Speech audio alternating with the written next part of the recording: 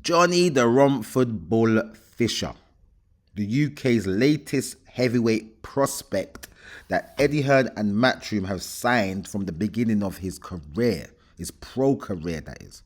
He turned pro 2021 in February, and since then to now, 2024, he's had 12 fights and he's about to have his 13th fight against a opponent to be announced. In his last fight on the 6th of July, he knocked out Alan the Savage Babbage in 25 seconds. I thought the Savage would give him a little run for his money and take him a couple rounds, but he just didn't. 6'4", 240 pounds worth of a unit. This guy is a lump. He used to play rugby back in the day. His amateur career is very, very, very, very short. He had a very, very short amateur career. This guy was too busy studying to get himself a 2-1 at university. I think he attended Exeter University. Got himself a 2-1 in history. You got to rate this young Donny. Educated young man, coming from a working class background. He's from Romford, Essex. His dad is his biggest supporter. And he has this massive following from Essex. He brings in a good 2,000-3,000 people alone by himself to come watch him fight. I think that's why Eddie signed him, because with the UK, a lot of these boxers that are up and coming, even if they get signed by a major promoter, they still have to sell some tickets themselves. And in the beginning, Johnny was asking Eddie for like 300-400 tickets a time because he's just getting rid of them.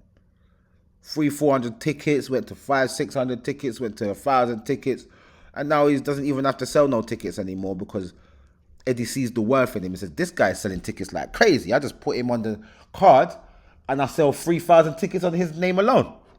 So he's got a big following out of Essex.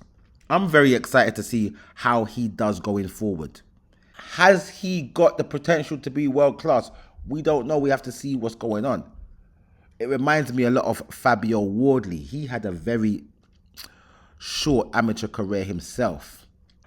But I believe that Johnny Fisher has turned pro younger than Fabio. I believe that's the case. 25 years old, and he's already had 12 fights, and Eddie's got him a fight next month in August.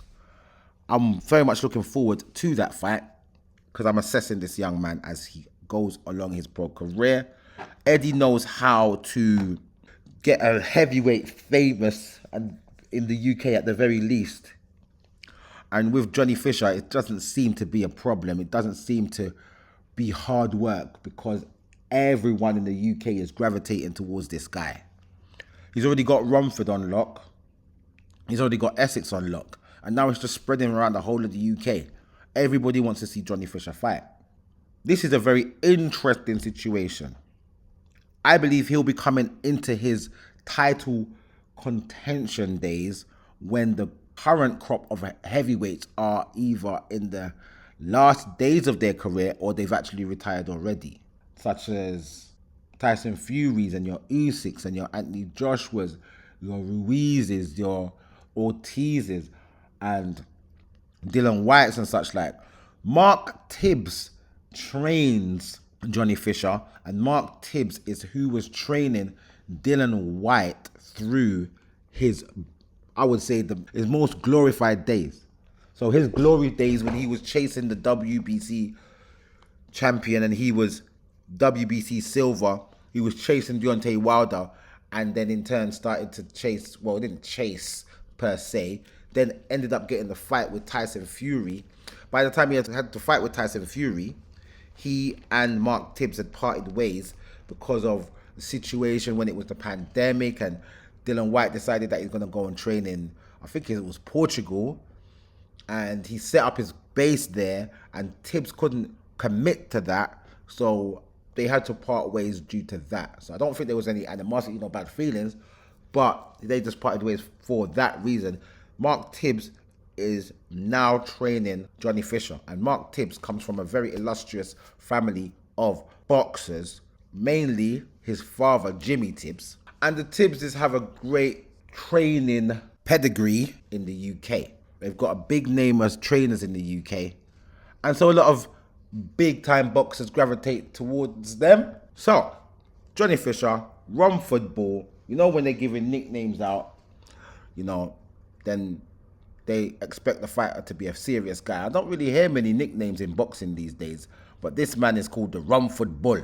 And he ain't being called any bull for no reason. This guy's got a 90% knockout ratio, but at the same time, he hasn't fought anyone. I think Alan the Savage Babbage was his most formidable opponent and most known opponent to date. So he's the most known opponent to date, the most formidable opponent to date, and he took him out in 25 seconds. So we got to see what's going on going forward. He's not at that stage. He has to have these bring-along fights because he's not unlike the guy like Anthony Joshua who won gold medal at the Olympics in his amateur career. Johnny Fisher hasn't had even 10 fights in the amateurs. I think he had at most 10 fights in the amateur scene. He's got 2 recorded fights that are up on BoxRec. So he's very much a baby in the game. So he has to have these bring-along fights against journey guys, journey men.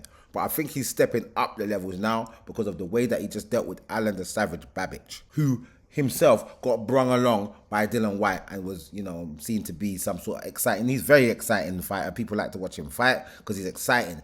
He gives shots to take shots, to take shots to give shots, all that type of stuff. And he's been knocked out now. But let's see what happens with Johnny Fisher going forward. Big up Johnny Fisher.